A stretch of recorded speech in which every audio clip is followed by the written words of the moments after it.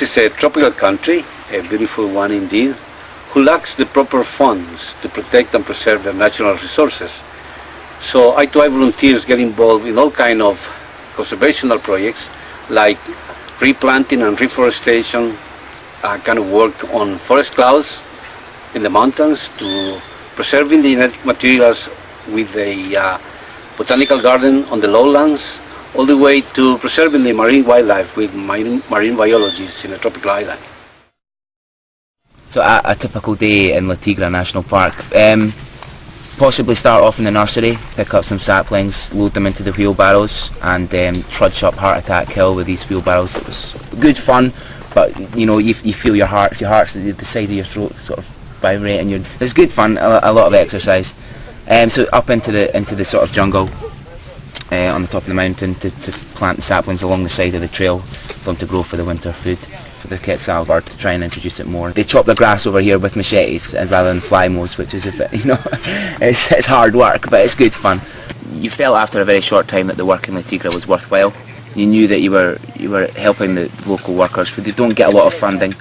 It gave them a bit more chance to do other worthwhile work in the park.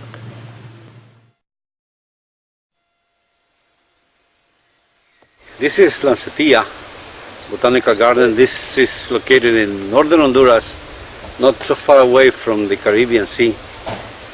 Not only a beautiful place, but a place that is worth keeping it because of the genetic material we are trying and hoping to preserve for the future generation. It happens to be the second largest in the world, second only after the one in London.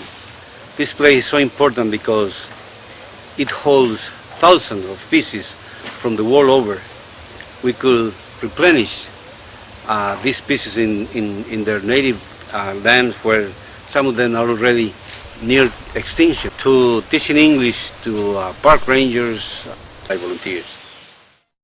For me, I was very excited about coming to Utila, coming to an island, a different sort of environment again to what we've been to before. And when I arrived here at the iguana station, I was completely overwhelmed. It was nothing like I imagined at all. It was so very well organised, and the facilities and everything is superb, and the iguanas and the work with the iguanas far exceeds what I was expecting to do. The main job for the day, the first job, is the feeding of the iguanas. So whoever's on duty for that will spend about 2 hours or so preparing the food.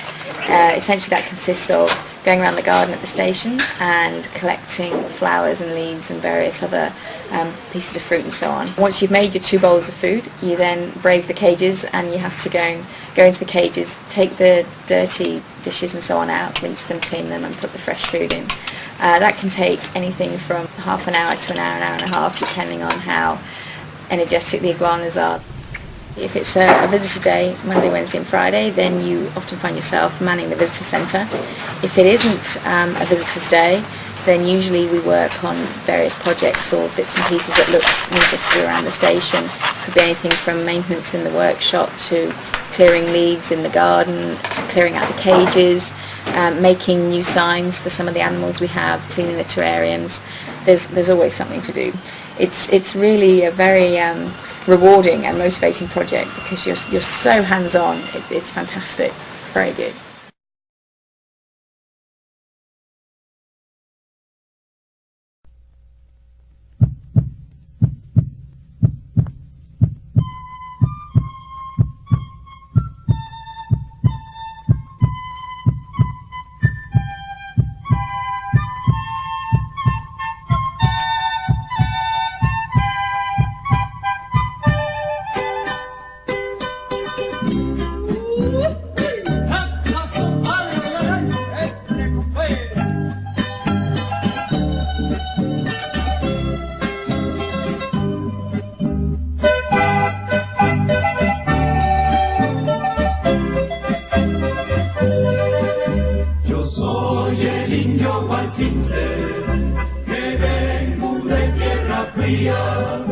Con mi cacasta en el hombro y muchas cositas dentro. También yo traigo a mi negra a pasearlo por la fiesta. Le compro medio de